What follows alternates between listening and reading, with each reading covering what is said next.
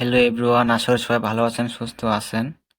তো দেখতেই পাচ্তেছেন গণতন্ত্র বাংলাদেশ সরকার চেয়ারম্যান নিয়োগ সংক্রান্ত বাছাই কমিটি চিফ জুডিশিয়াল ম্যাজিস্ট্রেটের কার্যালয় নিয়োগ বিজ্ঞপ্তি প্রকাশ পেয়েছে ব্রাহ্মণবাড়িয়া।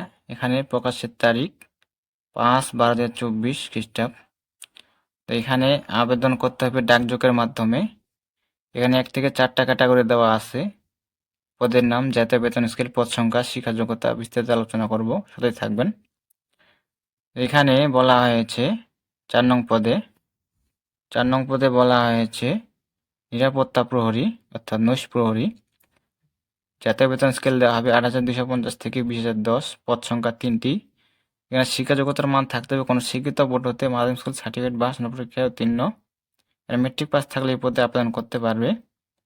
3 নং পদে বলা আছে পরিচ্ছন্নতা কর্মী।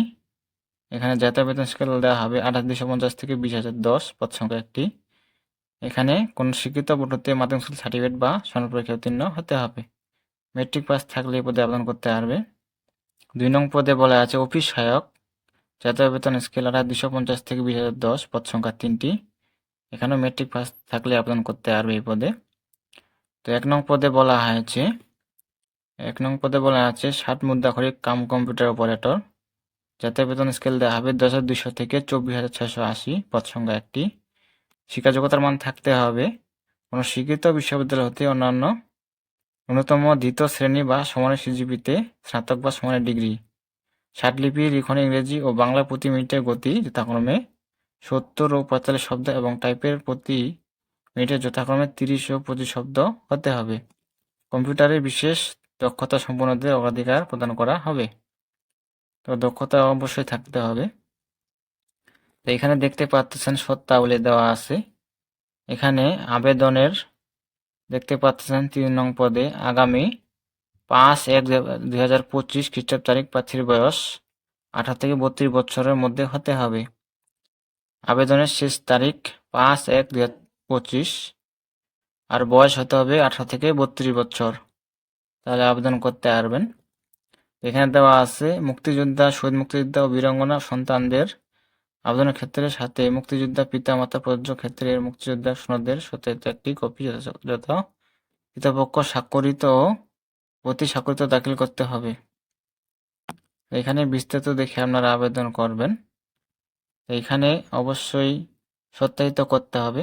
এখানে যে দেওয়া আছে 14 নং পদে বলা আছে দরখাস্তের সাথে নিম্নলিখিত কাগজপত্রটি সংযুক্ত করতে হবে। এখানে বলা আছে আবেদন ফর্মের সাথে প্রার্থীর প্রথম শ্রেণী গেজেটের কর্মকর্তা কর্তৃক সত্যায়িত সদ্য তোলা পাসপোর্ট সাইজের 3 কপি রঙিন ছবি সংযুক্ত করতে হবে।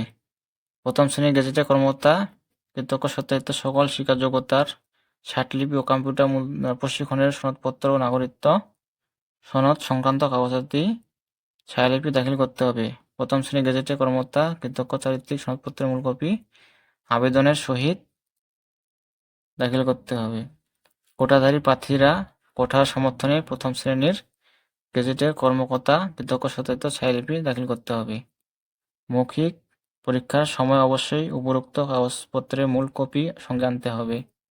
আবেদনপত্রে আবেদনকারীর মোবাইল নম্বর উল্লেখ করতে হবে। 9 নং পদে বলা আছে খামের উপর প্রার্থীর পদের নাম ও নিজ জেলা স্পষ্ট করে লিখতে হবে।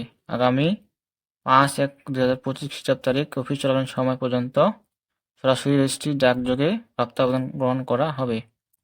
এখানে দেখতে পাচ্ছেন ডাকযোগে আবেদন করতে হবে আর অবশ্যই সত্যায়িত করতে হবে।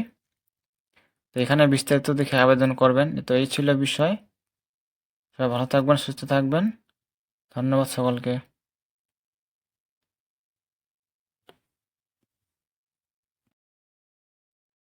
হ্যালো এভরিওয়ান, আশা করি সবাই ভালো আছেন, সুস্থ আছেন। তো দেখতেই পারতেছেন গণপ্রজাতন্ত্রী বাংলাদেশ সরকার chief judicial magistrate court Jessore নিয়োগ বিজ্ঞপ্তি প্রকাশ পেয়েছে। তো এখানে আবেদন করতে হবে অনলাইনের মাধ্যমে। এখানে পদের নাম, জাতীয় বেতন স্কেল, শিক্ষার যোগ্যতা বিস্তারিত আলোচনা করব। এখানে বলা আছে 1 থেকে 8 নং পদে বলা আছে 8 নং পদে বলা আছে মালি, পদ সংখ্যা 1টি। এখানে মেট্রিক পাস থাকলে আবেদন করতে পারবেন। অফিস সহায়ক 5 জন, নৈশ প্রহরী 2 জন, দপ্তরি 1 জন, প্রসেস সার্ভার 1 জন। এখানে মেট্রিক পাস থাকলে আবেদন করা যাবে।